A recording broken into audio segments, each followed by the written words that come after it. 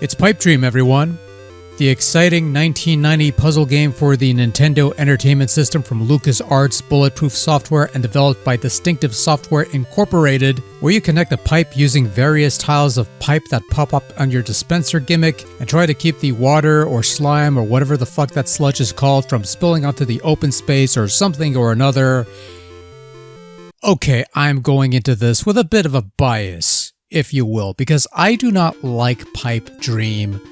Or at least I don't like other takes on Pipe Dream that I've played in other games, which leads me to not like this sort of thing as a whole. With that in mind, why am I looking at this game loaned to me by a friend of mine for the purposes of a video review thing? Well, that's a very good question, and as soon as I have a very good answer for you, I will let you know. But in the meantime, we've got Pipe Dream on NES.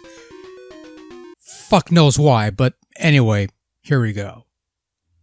Now, for those who don't know how Pipe Dream works, you have a starting point, and from there, you connect whatever pipe segments pop up in your dispenser gimmick. Now, your goal is to create a pipeline covering a specified distance, all the while keeping ahead of the sewer water flow, which is what we'll call that liquid stuff for the purposes of simplicity. Now, if the water spills out of the pipe before you've reached your minimum distance, you lose a chance or wrench, as it were. But if you stretched out your pipeline to cover the minimum distance and beyond, you'll move on to the next screen. Later levels introduce other gimmicks such as tunnels that lets you wrap your pipeline to the other side, pipe segments that will speed up the flow of water, and eventually end pieces where you can close off your line. Just be sure to cover your minimum distance before doing so, or else you lose a life, represented by the wrenches, as I've mentioned before. Now, if you mess up a move, you could blast a faulty pipe tile and replace it with whatever tile that you have on hand, though this will cost you points. You're encouraged to use all pipe tiles that you're given in building your pipeline, as unused pipe tiles will also cost you points at the end of each round when they're tallying all the points. There are 3 game modes to choose from, variations of pretty much the same thing.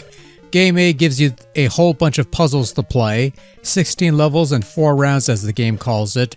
There are also 16 different speed settings, I believe, where you could control the speed of the water flow if you're brave for that sort of thing, I guess. Game B gives you fewer puzzles to play, and Game C is a one-shot deal. The game can be played with either 1 player or 2 players, and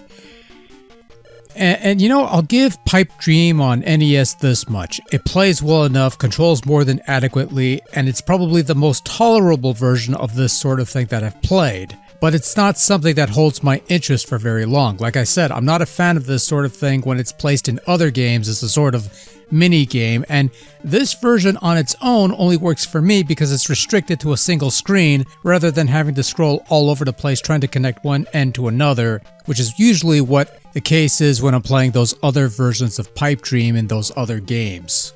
Or whatever you want to call it, I really don't care. Pipe Dream sports some fairly basic graphics, not much, but they get the job done. You know what everything looks like. Pipes look like pipes, water looks like pipe or slime or whatever you want to call it. Not much to the visual part of it. The sound is fairly minimal. You get a couple decent tracks at most and maybe a couple sound effects here and there, barely noticeable, but they're sort of there, not much else to say in that regard. Overall, Pipe Dream on NES is an adequate and tolerable iteration of the concept. A concept that I'm pretty sure can be played anywhere and everywhere else these days, which makes this version less than special.